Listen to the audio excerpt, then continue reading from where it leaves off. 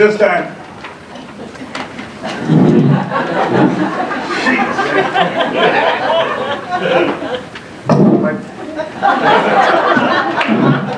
get you some heels over there.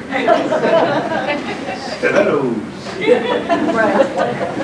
All right, we have the next award. I'm going to call on our president, Ms. Mary Chartier, to present the Liberty Bell Award. Thank you, Judge Clark. We'd like to now recognize Barb Byrum as the recipient of this year's Liberty Bell Award.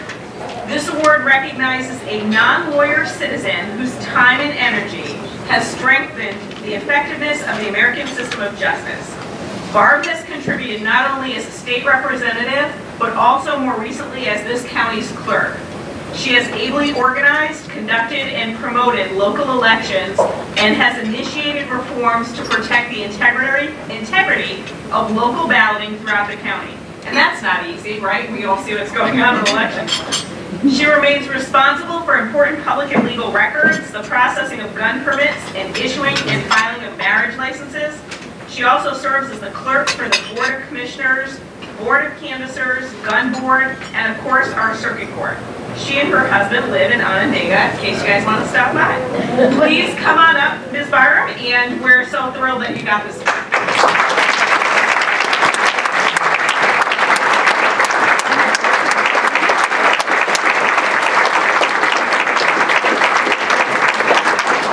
Thank you all so much for this Liberty Bell Award.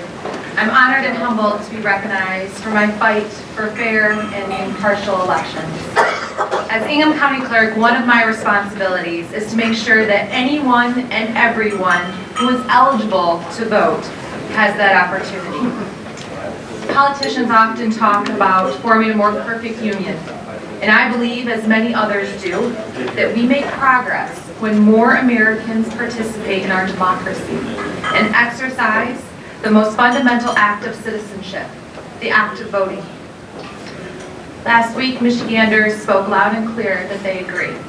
By passing Proposal 2 and Proposal 3, voters in Ingham County and across Michigan overwhelmingly said that we must do more to remove barriers and obstacles to free and fair elections.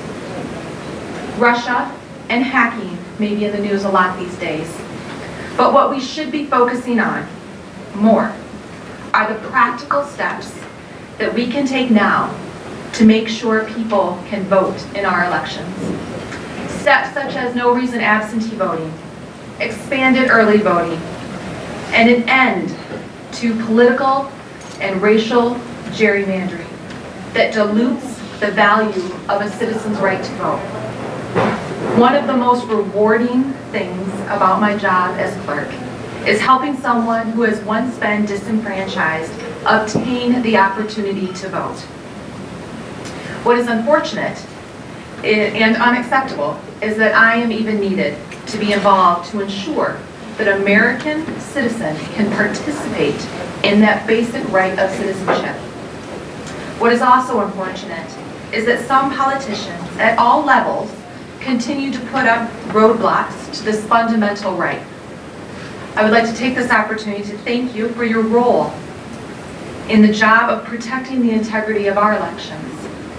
I know that so many of you take Election Day away from your practice and serve as voter protection lawyers. In fact, I receive calls from many of you.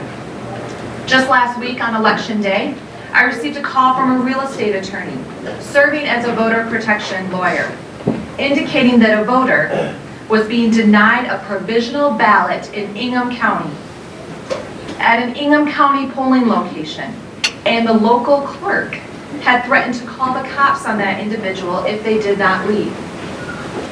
With that one call, the attorney protected that person's right to vote. I sent a lawyer from my office to the polling location to meet that potential voter and help that individual vote a provisional ballot which was fed through the tabulator and counted. Every ballot must count. Every ballot must count in Michigan, just like every ballot must be counted in places like Georgia and Florida, where politicians are pulling every trick in the book to disenfranchise voters. As an administrator of elections who took an oath to protect the right to vote, I want to do everything I can to uphold and expand Americans' right to vote. Thank you to my mother, MSU trustee Diane Byrum, for being with me here this evening as my spouse is working night shift to keep our community safe, and my father is with my children. It takes a village to raise a child, even when that child has children of their own.